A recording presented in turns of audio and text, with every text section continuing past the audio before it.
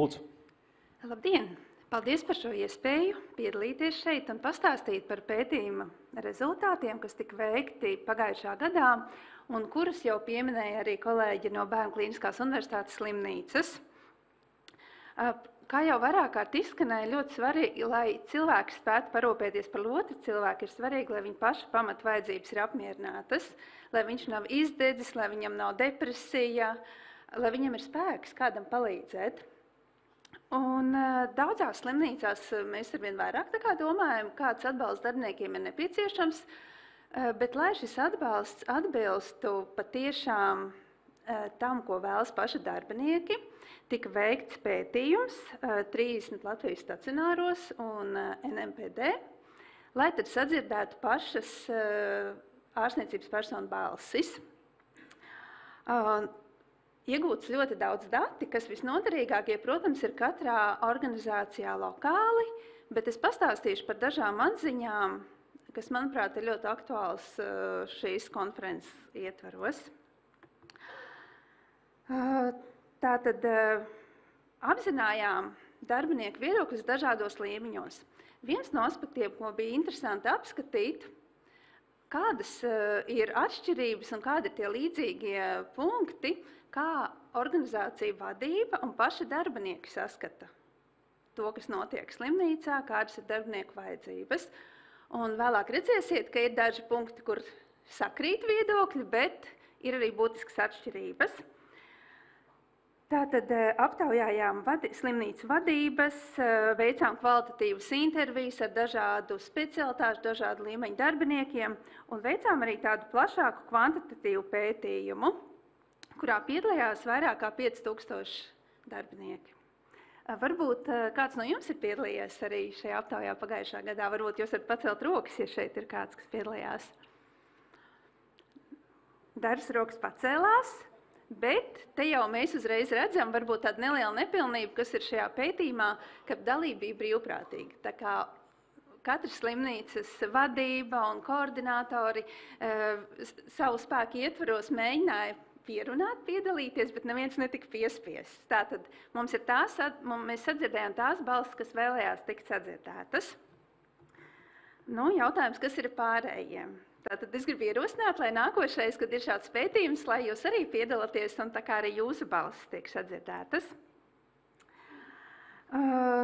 Šajā pētījumā 27% norādīja, ka viņi izjūt izdegšanas simptomus, un 9% no tiem jau tādā smagākā formā, ka izjūt nepatiku pret darbu, grūti piedalīties darba procesā. 3% jūt, ka steidzami nepieciešama palīdzība un ka vairs nevar turpināt tāpat. Ja? Tajā pašā laikā mēs redzam, ka lielākā daļa tomēr tiek galā un nav izdeguši, kas ir pozitīvi. Interesanti bija apskatīt arī izdegšanas profilu. Tad mēs zinām, ka cilvēks strādā kā vienota būtne, mēs tā kā nevaram atdalīt tā, ka es jūtu tikai nogurumu no izdegšanas simptomiem, bet es nejūtu citas lietas. Un tad mēs šeit interesanti varējām redzēt, kuras ir tās lietas, kuras ārstniecības personas var atzīt, ka cieš no tā, un kas ir tas, varbūt, ko mēs negribētu atzīties. Tātad mēs redzam diezgan augstus rādītājus, ka cilvēki atzīst, ka viņi ir pārguruši, ka viņi izjūt psiholoģisku distresu, dažādas somatiskas sūdzības, sāpes un tam līdzīgi. Savukārt to spektru, kas skar mūsu profesionālo jomu, ka paliek grūtāk koncentrēties, varbūt tiek pieļautas kādas kļūdas, mentāla distancēšanās, samazinās empātija, grūtības regulēt emocijas. Šīs ir lietas, ko mēs... Paldies. Jā. Šīs ir lietas, ko mēs dzirdam, ko saka par kolēģiem, ka viņiem tā esot. Bet tagad cilvēki paši aizpilda anketu, viņi saka, ka viņiem tā noteikti nesot, ka viņi tikai ir noguruši. Ja? Bet tomēr mums jāapzinās, ka ja ir šī izdegšana, ka tas skar arī profesionālo kapacitāti veikt savu darbu. Ja mēs skatāmies jau uz cita spektra traucējumu, kas būtu trauksmes depresija, tad izmantojot skrīninga instrumentus, 15% mēs redzam trauksmes, paaugstināt trauksmi un 17% depresiju. Ir daudz pētījumu, kas parāda, ka ārstniecības personu psihoemocionālā veselība ir sliktāka nekā populācijā vidēji, jo šis ir augsta riska darbs, ikdienā cilvēki tiek pakļauti paaugstinātam stresam, un ilgtermiņā, protams, tas atstāja iespaidu uz mūsu veselību. Tas, kas mūs interesēja, ne tikai konstatēt šo faktu, jā, viss ir slikti, bet saprast, kas ir tās nianses, ko mēs varētu mainīt, lai situācija uzlabotos. Tad sāksim ar vadītāju viedokli. Tad 22 iestāžu vadība izrādīja iniciatīvu, un mēs tiešām ļoti mudinājām visus, bet 22 piekrita. Un jā, šīs būtu tās iestādes. Un tad jau mēs redzam, jau novērtējot, kas rada stresu darbiniekiem, ka ir diezgan liels atšķirības. Tātad ir faktori, kuri ietekmē visas slimnīcas un ir paaugstināts riska faktors. Tas būtu saskare ar cilvēku emocijām, traumatizācija, sekundāra traumatizācija, darbs intensīvā režīmā, kognitīva slodze, pieņemot atbildīgus lēmumus. Savukārt par citiem faktoriem, kas būtu, ka pietrūks laika paveikt visus darbus, grūti apvienot darbu ar privāto dzīvi, nav iespējas ietekmēt darba laiku un apjomu, tas ir raksturīgs tikai pusēs organizāciju. Tātad, jā, visās varbūt tas ir reiz pa reizei, bet pusē ir tā, ka tā jau ir sistēma, ka tas notiek regulāri. Kā tiek vērtēta rīcība pasliktinoties psihoemocionālajiem stāvoklim? Un tad mēs varam skatīties uz tām lietām, kas būtu tādas pašsaprotamākās. Ko cilvēks dara, ka viņš jūt, ka viņš ir izdiets, viņš paliek slims, viņš vairs nevar pastrādāt, vajadzētu tā kā paņemt slimības lapu, aiziet pie ārsta, sākt rūpēties par sevi. Vēršanās pie speciālista ir tas, ko dara visretāk. Ja? Tātad paši pie ārsta mēs neejam, kamēr jau nav pavisam slikti. Runāt nākošais, ko cilvēki nedara, runāt par problēmām ar priekšniecību un meklēt risinājumus. Arī tas ir viens no visretāk izmantotajām stratēģijām šajā situācijā. Tāpat kā ierobežot darba stundas un vairāk laika veltīt atpūtai. Tā kā, tās lietas, kas mums liktos, kas ir pašsaprotami pirmie soļi, tās tiek darīts visretāk. Galvenais atbalsts ir kolēģi, pārunā ar kolēģiem, tādējādi saņemot emocionālo atbalstu, turpina tā, it kā nekas nebūtu noticis, neizrāda un patur stresu pie sevis. Skaidrs, jā, mēs to varam darīt kādu īsi brīdi, bet tas stress jau nebeidzās jūsu darbā, vai ne? Tā kā viņš turpinās, un tad jautājums, kurā brīdī tas vazis lūst. Jā. Par pieejamo atbalstu atkal šeit parādās interesanti, ka ir ļoti liels atšķirības tajā, kāds atbalsts ir pieejams.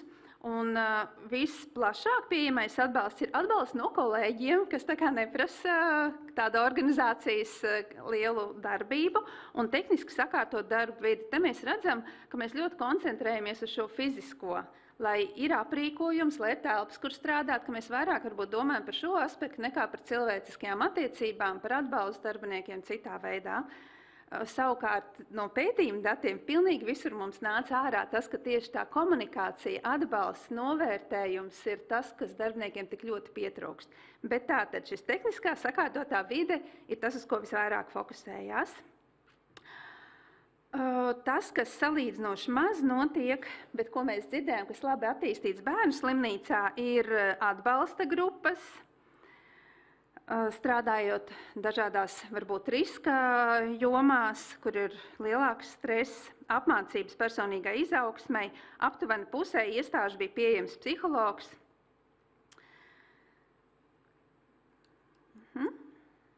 Ja šeit mēs redzam, cik bieži katra no atbalsta formām ir pieejama ārstniecības iestādēs. Tātad visbiežāk tas ir, kad mēs paņemam psihologu, lai psihologs atrisina visas problēmas. Aizies parunās psihologu, būs viss kārtībā.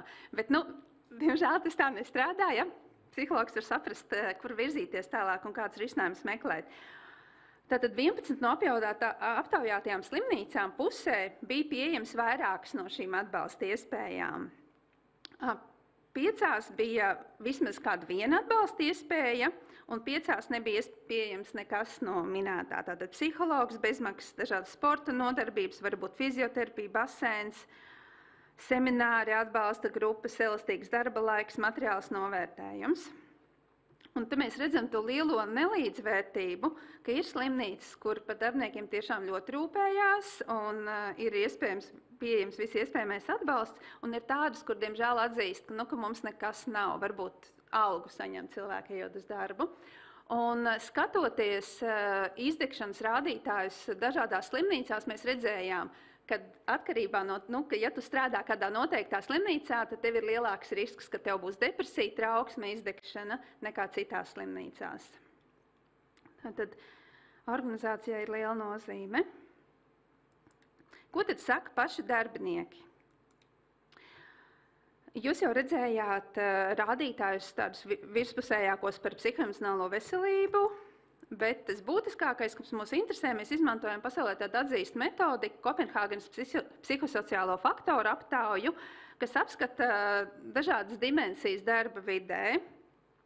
Un mēs identificējām, kuras no šīm dimensijām visbūtiskāk ir saistīts ar izdegšanu, depresiju, trauksmi. Diezgan līdzīgi bija šie faktori, tad es apskatīju faktorus, kas saistīti ar izdegšanu, un tie ciešākā korelācija ir tāda vispašsaprotamākā varētu būt, ja? Un tas būtu, kad atstāja negatīvu ietekmi uz privāto dzīvi. Varbūt tas akcents, kam gribētos pievērst uzmanību, ka liels darba apjoms un darba temps pats par sevi neprognozē izdegšanu tik lielā mērā kā tas, kā negatīvi ietekmi uz privāto dzīvi. Tātad, ja cilvēkam vairs nav iespējas atjaunoties pēc darba, tad tas nozīmē, ka viņš sāks izdegt. Mēs varam intensīvi strādāt, bet ja mums ir pēc tam atpūta, tas ir ok. Ja? Tieši tāpat kā vēl viens faktors par to darba apjomu, kur tas jau ir par daudz, ka nevar pabeigt visus darbus. Tas nozīmē, ka cilvēki ņem darbu uz mājām, noteikti uztraucās mājās par to, ka viņi nav to darbu izdarījuši, un atkal ir šī negatīvā ietekme. Emocionālais sloks, darbs ar līdzsvaru izjaucošām situācijām, šī ir tāda riska grupa, kur mums jādomā, kā mēs viņus varam vairāk atbalstīt. Tur tiešām būtu vajadzīgs psihologs arī, lai saņemtu šo krīzes intervenci un cita veida atbalsts. Tātad iespēja veikt savu darbu kvalitatīvi arī ir svarīga. Tad saņemt skaidru informāciju, ka ir skaidri darba pienākumi. Viens no negatīviem faktoriem ir, ja liekas, ka jādara visādi lieki darbi. Es jau tāpat strādāju daudz, un tad man vēl ir kaut kas, kas man liekas, kas neliederīgi patērē manus resursus, atkal palielina šo izdegšanas risku. Un tad nāk tāda grupa ar dažādiem šiem tādiem cilvēciskajiem faktoriem, kas ir saistīti ar atzinību, piederības sajūtu, atbalstu no vadītāja, prognozējumību darba vietā. Un daži aspekti, kam vēlējos pievērst uzmanību no vis tā plašā klāsta, piemēram, par darba vietu kopumā. Mēs bieži runājam ar tādu nolemtību, ka nav jau finansiāli resursi, lai kaut ko būtisku mainītu. Un tad mums bija ļoti interesanti apskatīt, ko tad vēlētos mainīt tie, kuri saka, ka nav apmierināti ar fiziskiem darba apstākļiem. Un tieši fiziskie darba apstākļi visbūtiskāk bija saistīti ar izdegšanu. Jā, tātad ar algu ir daļa ir apmierināti, ir daļa, kas nav apmierināta, bet tur viszemākā korelācija ir izdegšana. Tātad, vai jūs esat apmierināti ar algu vai ne, tomēr tas viens pats par sevi vēl nenozīmē, ka jums būs depresija, trauksme un izdegšana, ja? Ka tas nāk komplektā ar šiem citiem faktoriem tomēr. Bet tātad par darba apstākļiem, un te bija ļoti interesanti, iespēja paēst pusdienas.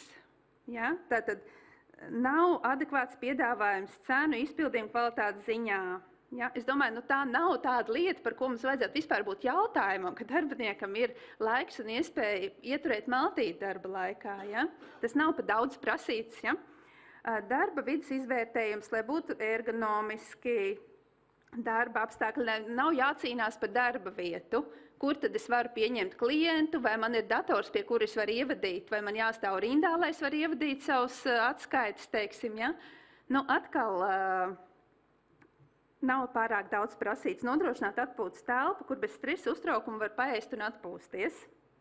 planšetes manipulācija telpā, lai var sagatavot medikamentus.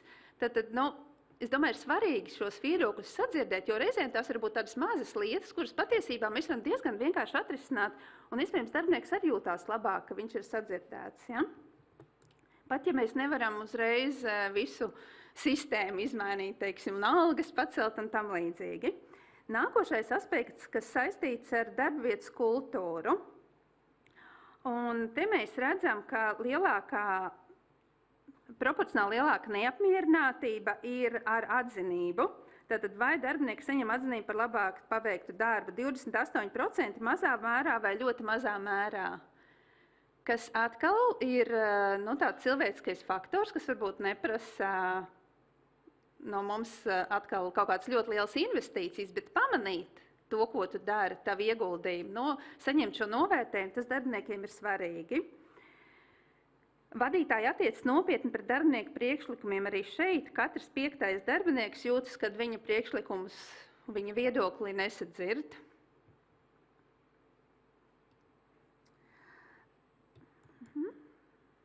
Vienlaikus katrā no šiem grafikiem, kur jūs skaties tam, ka mēs gribētu jūs pievērst uzmanību, ka mēs redzam, ka puse darbinieki ir apmierināti. Ja? Tātad puse saka, viss ir forši, mēs saņemam atzinību, novērtējumu, mūsos ieklausās un tam līdzīgi. Tātad, un domājot par darbinieku atbalstu, protams, tā ir visa organizācijas sistēma, bet vistiešāk šo atbalstu jau mēs saņemam no savu tiešā vadītāja. Vai viņš ieklausās, vai viņš sadzird mūsu vajadzības, vai viņš kaut ko dara, lai mums palīdzētu. Un tāpēc svarīgi bija apskatīt šīs vadītāja kompetences, un te atkal tā pozitīvā lieta, ka vairāk kā puse jūtas, ka viņiem ir forši vadītāji, kuri viņus atbalsta. Aptuveni 15% mazā vai ļoti mazā mērā uzskata, ka vadītājiem piemīt prasmes, tātad plānot darbus, ka viņi jūtas, ka darbinieks būtu svarīgs viņiem, ka viņi prastu risināt konfliktus. Tātad viss šīs maigās vadības prasmes, kas būtu. Ja? Un 30% kā daļai pieteikams. Tātad 50% pusē ir labi, 30% kaut kā vēl var, bet 15% galīgi nejūtas labi. Un es domāju, šie 15% ir tāda būtiska riska grupā ar lielu risku būt neapmierinātiem darba vietā, ar lielu izdegšanas risku, jo viņi jūtas, ka viņus neatbalsta. Viņu atbalsta sistēma nestrādā. Daži citāti, lai patiešām tās balsis sadzirdētu, kas slēpjas aiz šiem cipariem. Nodaļas vadītājs vienmēr gatavs uzklausīt, atbalstīt, meklēt risinājumus. Un šie bija atvērtie jautājumi, kā jūs tiekat atbalstīti un kas jums vēl būtu vajadzīgs. Ja? Tur nebija nekāda uzvedinoša jautājums par to. Un te jūs redzat, cik svarīgs šis pozitīvais ir, ja? ka to min. Es mūsu slimnīcas vadību vērtēju ļoti augstu, arī esmu saņēmusi atbalstu. Ar kolēģiem vadību ļoti labas attiecības. Ja radušies kādi jautājumi, neskaidrības, vēršos pie vadības, situācija tiek atrisināta, izskaidrota. Slimnīcā ir tāda jauka pieeja. Personāls no dažādām nodaļām, struktūra vienībām sanāk kopā, pārnāk dažādas situācijas un smagos gadījumus, tostarp kļūdas, kādas neizdošanās, nevis meklējot vainīgos, kāpēc tas ir noticis, bet sanākot kopā un konstruktīvi to pārunājot. Tad šeit mēs redzam šīs pozitīvās pieredzes, ka tās pastāv, darbinieki tās novērtē, un te mēs redzam to ēnas pusi, ka varbūt nevienmēr tas tā notiek. Aizjot pie vadības un godīgi izstāstot par kādu problēmu, pretīgi tiek saņemts rājiens un vēl izteikts brīdinājums. Protams, instinktīvi, lai sev pasargātu, cilvēkos parādījās bailes kļūdīties. Tas iemācīja darbiniekiem melot, jo, ja viņš pateiks taisnību, būs tikai sliktāk. Ja? Komunikācijas trūkums, kas rada neizpratni un neusticēšanos. Darbinieki varbūt vēlētos, lai komunikācija ar priekšniecību būtu vairāk un tiktu saņemts lielāks atbalsts. Komunikācija, kāda ir savstarpējā sadarbība, vai uzklaus, cik autoritīvs ir vadības stils. Tātad cieņu vēlās no vadītājiem, lai mainās attieksme, darbinieku pašsajūtu uzlabot jebkāda veida pateicību, uzslavu par labu padarīt darbu, tas stimulē darbiniekus. Tātad šīs viss ir tās lietas, ko darbinieki atvērtajos jautājumos saka, kā teiksim, varbūt savu vienīgu atbildi, kas viņiem pietrūkst savā darba vietā. Ja?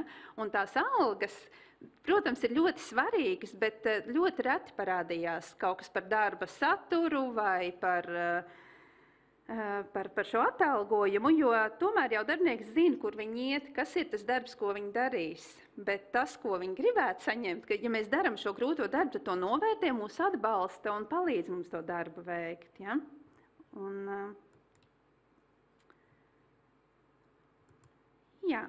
Tad, ja mēs salīdzinām vadītāju un darbinieku atšķirīgās perspektīvas, tad var redzēt, ka vadības līmeņa darbinieki arī saprotam vairāk koncentrējas uz tādiem sistēmiskiem riska faktoriem, kas būtu tā kā valsts politika, kaut kā darba specifika, arī ļoti akcentē individa izvēles, kā viņš pats tur regulē stresu, vai viņš atpūšās vai neatpūšās, bet ļoti maz parādījās, ka mēs varētu uzlabot kaut kā komunikāciju, vairāk atbalstīt savus darbiniekus.